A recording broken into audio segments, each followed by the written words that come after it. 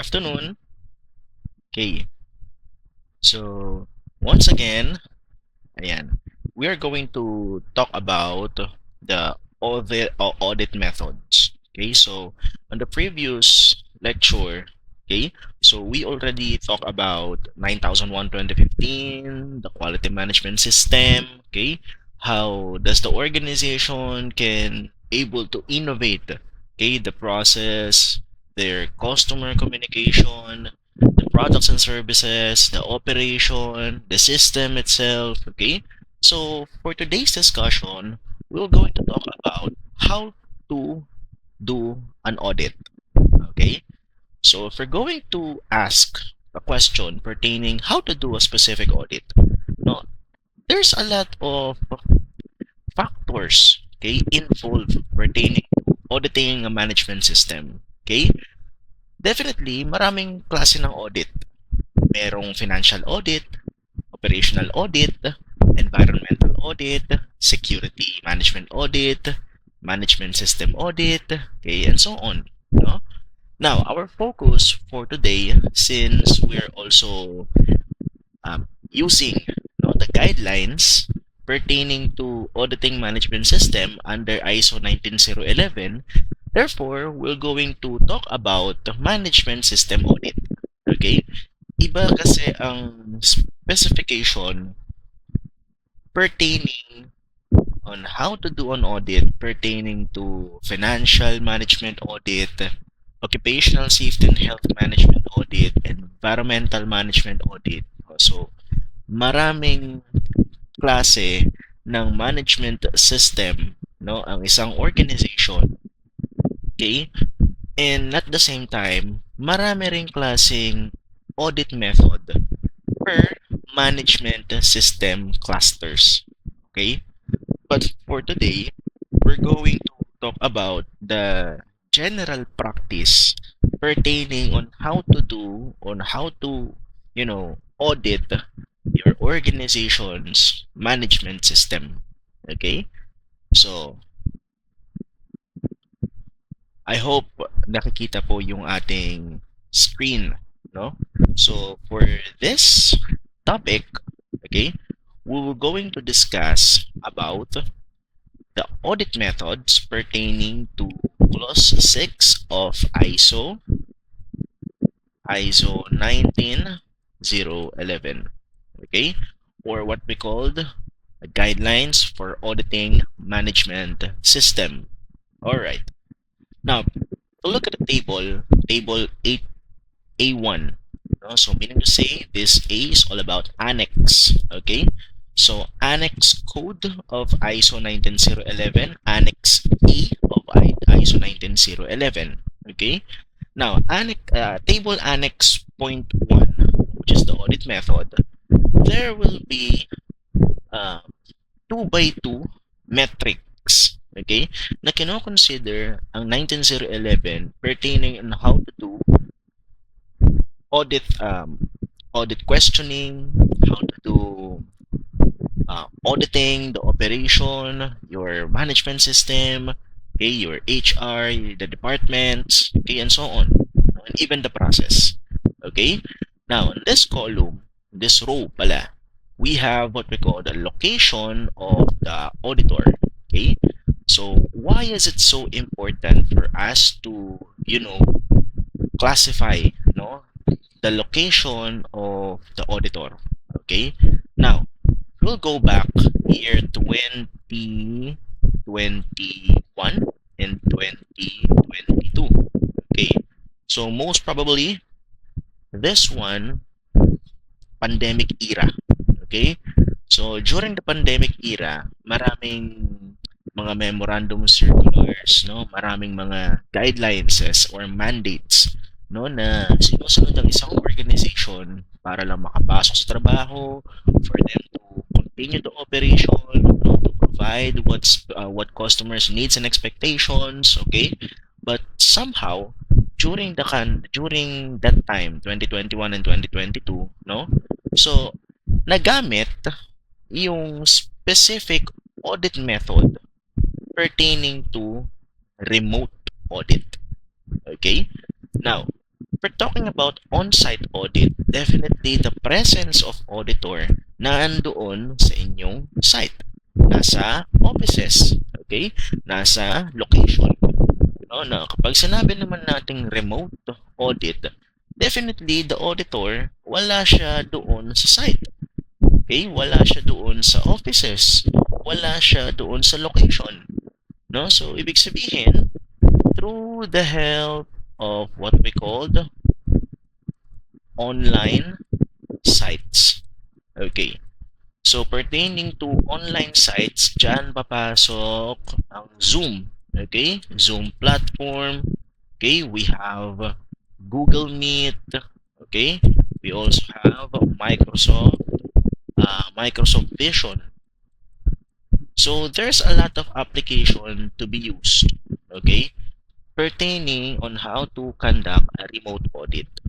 Now, ano naman itong extent of involvement between the auditor and the auditee? Okay, if we're talking about extent of involvement, meaning to say, it is talking about the interaction. Okay, so pertaining to interaction, the way that the auditor is present in the specific location, and at the same time, the way the auditor that can, he or she ask a specific question to the auditee. Okay, so definitely we're talking about human interaction. It is more on the presence. For example, this will be the auditor. I apologize for drawing. This will be the auditor and this will be the auditee. Okay, now the auditor will ask a question directly to the auditee, and that is what we call a human interaction. Now, no human interaction, you have your auditor here and you have your auditee. Okay, but the auditor will not ask directly a question to the auditee itself. However, the auditor will, okay, do sampling. Okay, they will conduct a specific sampling, no? And at the same time, they will conduct observation. Okay, so they will not ask a lot of questions to the auditee. How does the process also integrate into your operation?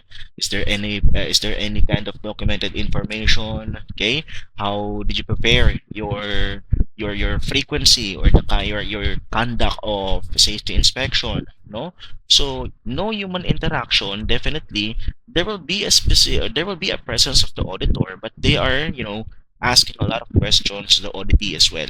Okay, so what they're doing is they are conducting an observation. They are doing a walk around or walk through inspection. Okay, they're also getting a lot of raw materials, no, and they will record it.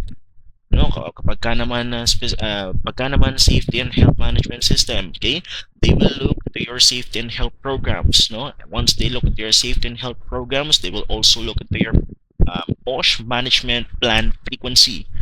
For example, the audit coverage mandate by the auditors, okay, specifically in 2025, January to December 2025. So on that frequency, okay, how is it? Okay, so lahat ba ng trainings na OSH trainings mandate for January na conduct ba natin within the planned interval? Okay, how many attendees? How does the training proper done? Okay, what are the specific training modules? Okay, what are the learning materials provided? No, so is there any presence of contractors? Okay, so how does the learning management process integrates to the actual operation during the conduct of safety training? Okay, so meaning to say there is a big difference pertaining to human plus and at the same time no human interaction, but somehow it differs whenever we talk about on-site audit and remote audit. Now, the main question is, as an auditor, no, someone asked, Sir, ano mas madali? On-site or remote audit? So, what do you prefer? Okay, so, like, every time na, always conducting a specific lecture pertaining to auditing a management system, for me, with my own perspective, I prefer on-site audit. Okay? Remote audit, okay, that's good.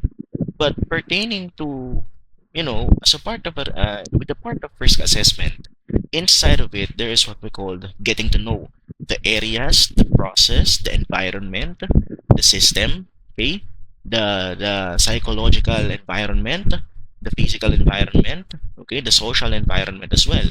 No, so therefore, we're going to do a remote audit. There's big difference with an on-site audit. Okay, remote audit, yes, can be done properly, no, but to thorough and consistently check, okay, the environment itself could be hard enough, no, for you to determine whether the organization are organized to pertaining to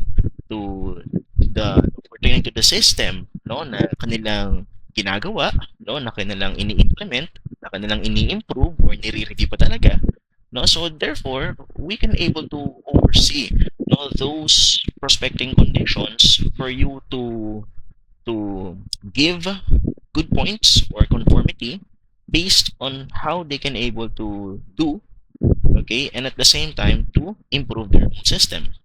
Okay, now location of the auditor, again, divided into two.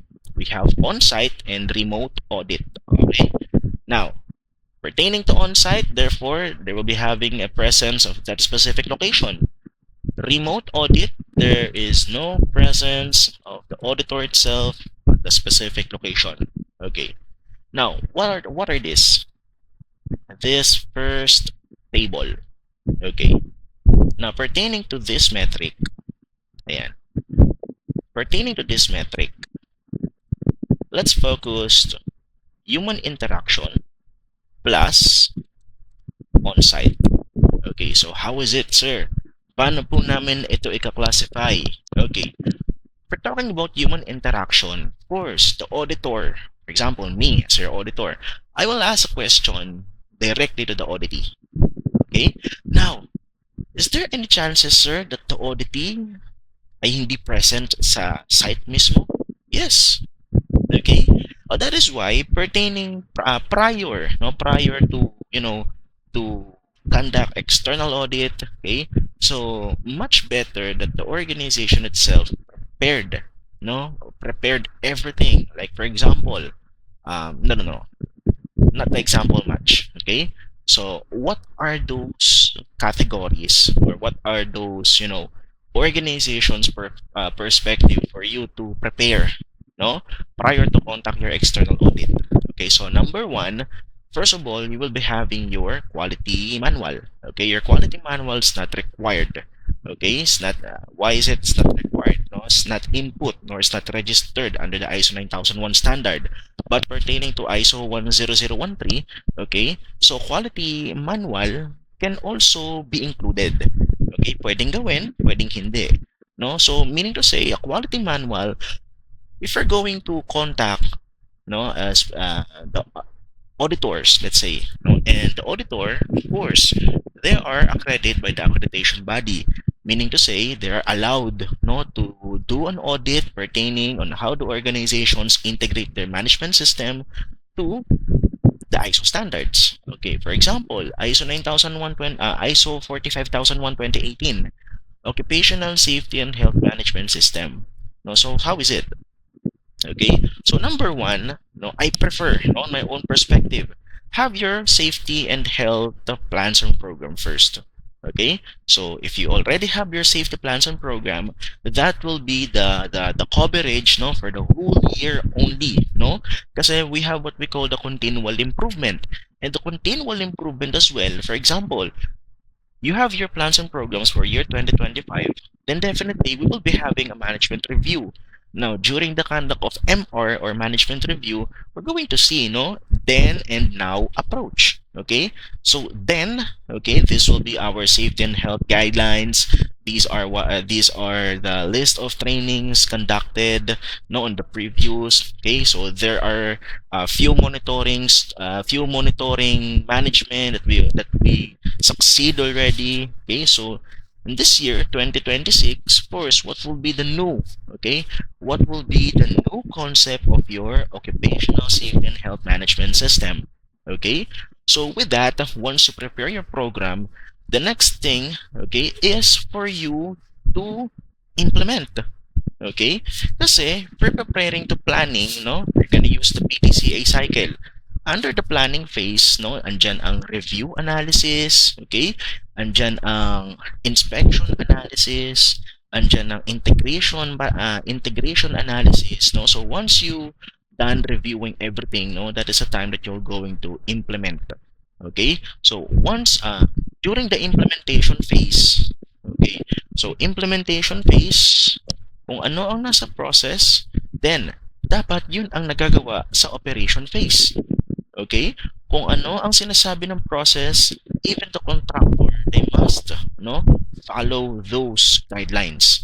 They must follow what your general contractors mandates. Okay?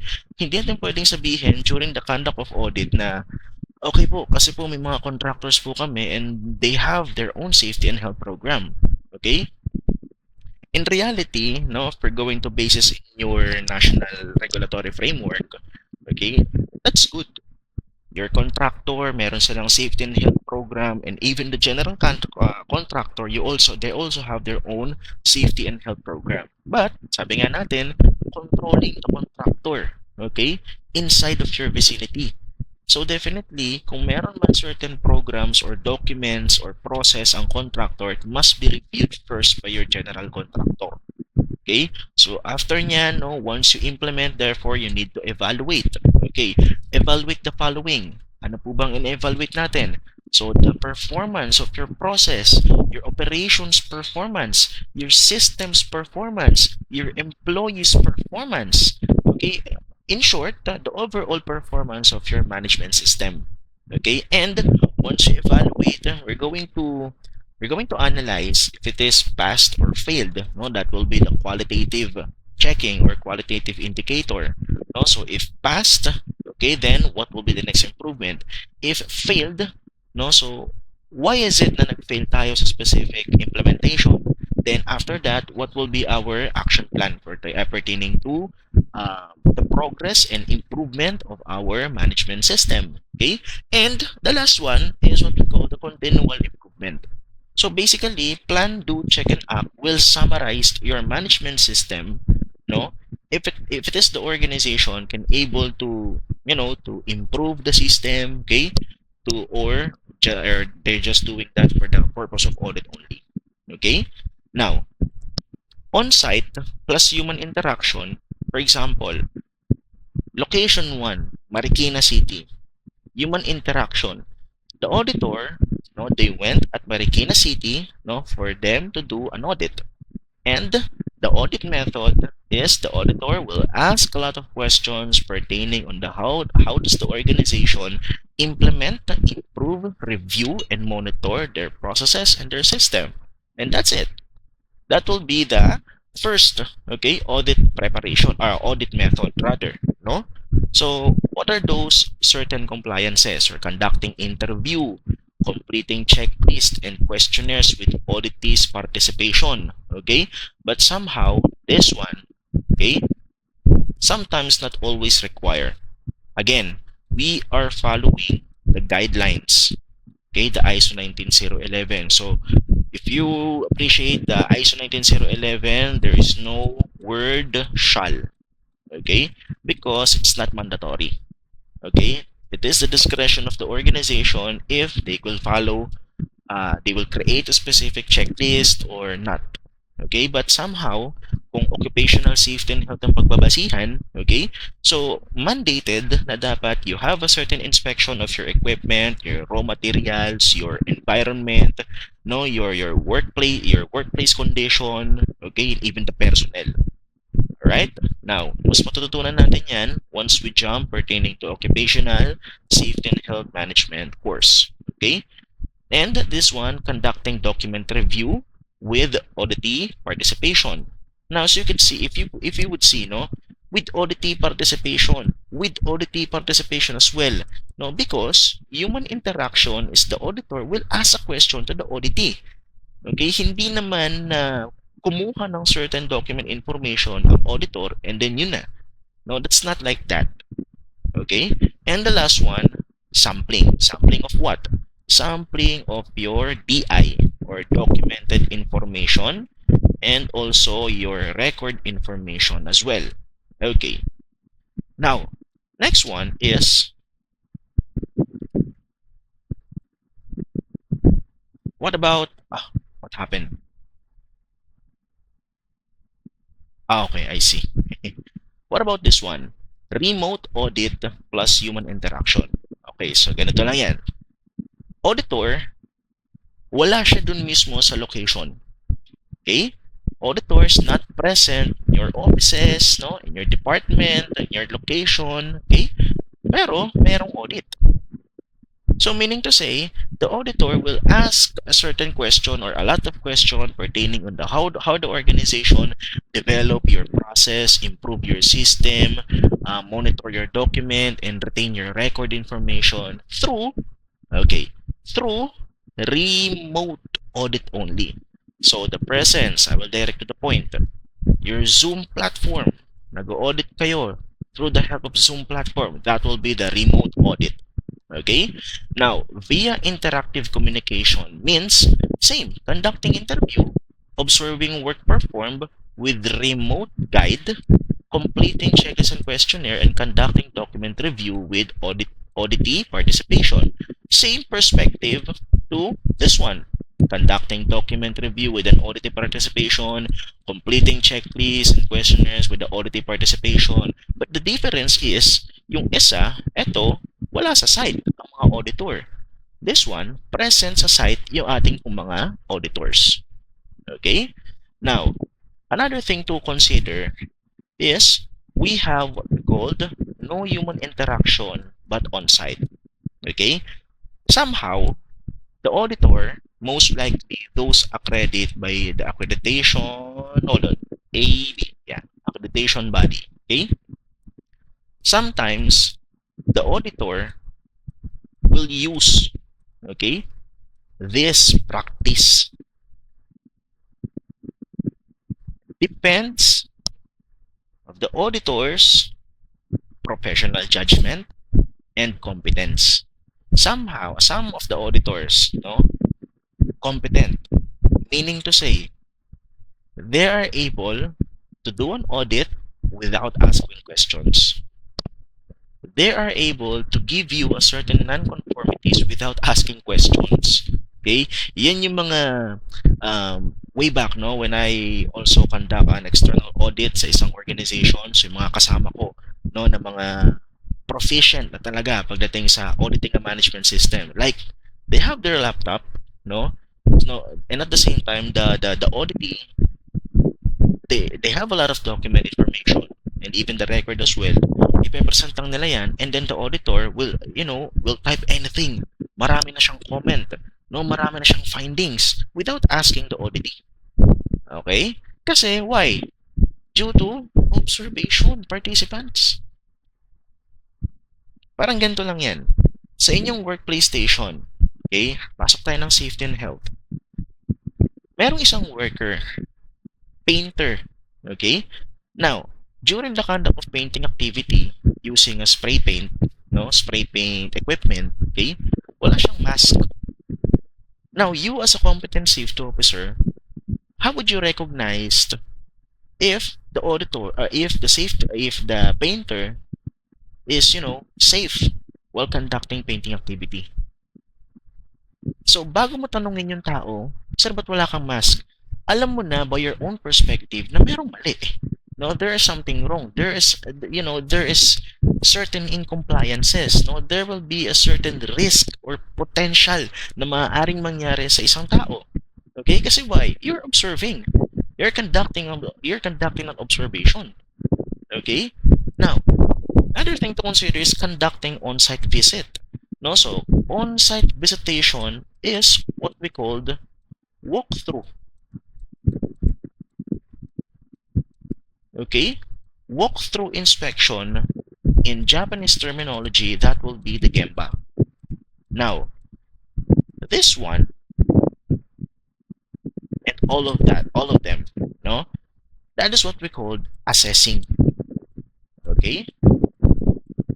Now, if you do an assessment, of course, you are checking if the organization are compliant. Okay, compliant to your ISO management, the ISO standard, or legal requirements.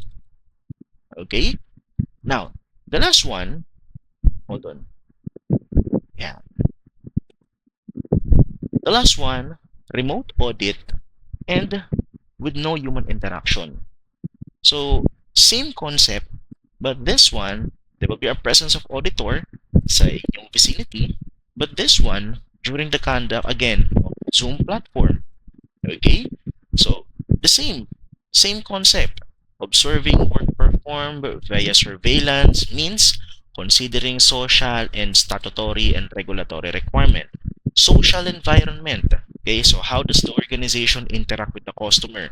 How does the organization progressing their processes pertaining to the aligned into the operation? Okay, now, statutory and regulatory requirements, they will check everything. Is your business permit updated? Is your fire safety inspection certificate updated? No?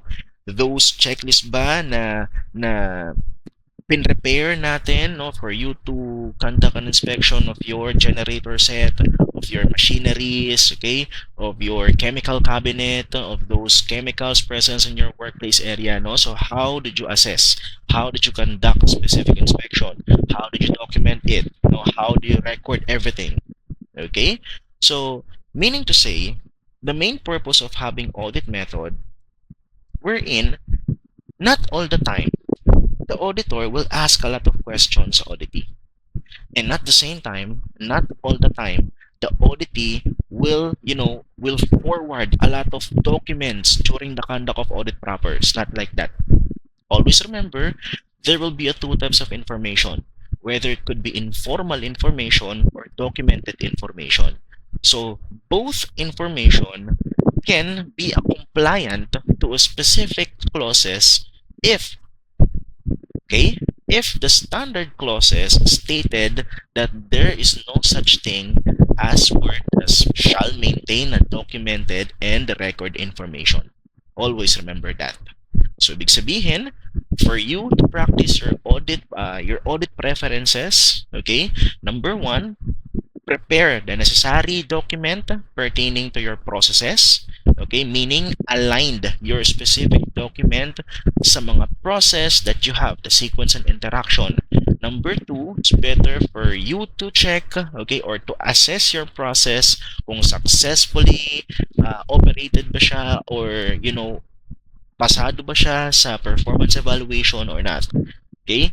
The third thing to consider, not to prepare the checklist, but prepare those documents aligned to your management system. Okay? Meron po kasing mga considerations sa isang management system that the document information is not required.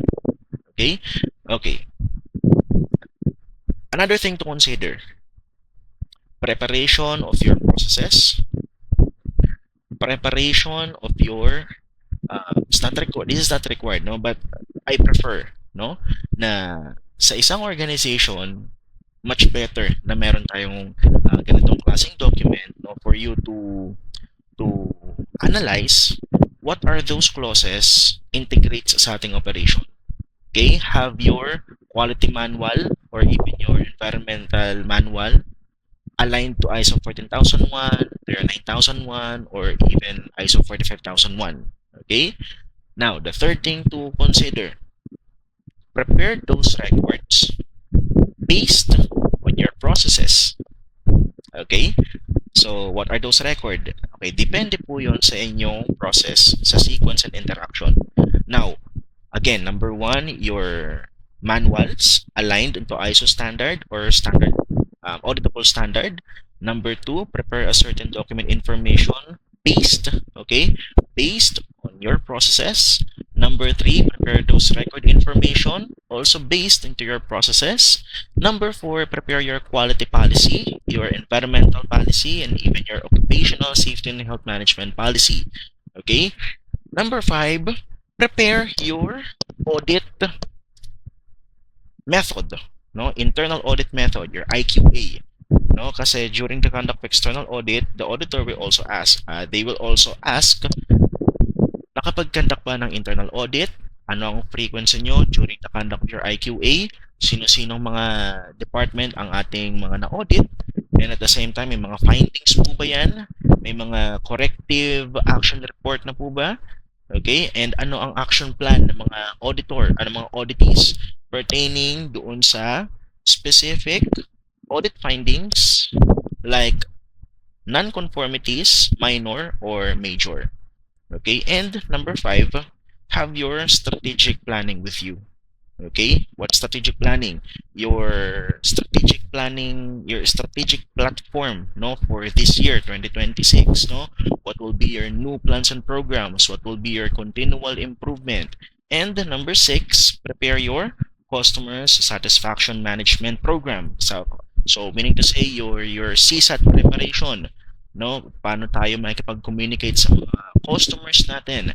No, what are those document, no, or what are those information that you're presenting para makita, no, if your operations aligned, no, sa customers needs and expectation. Okay, so that will be the, in general, no, that will be the certain preparation pertaining to what, you know, what document, no, what type of document that the organization will prepare prior to, prior to conduct, this kind of external audit. Okay? So, more lecture to know po sa ating next video. So, thank you so much for this short training. God bless everyone.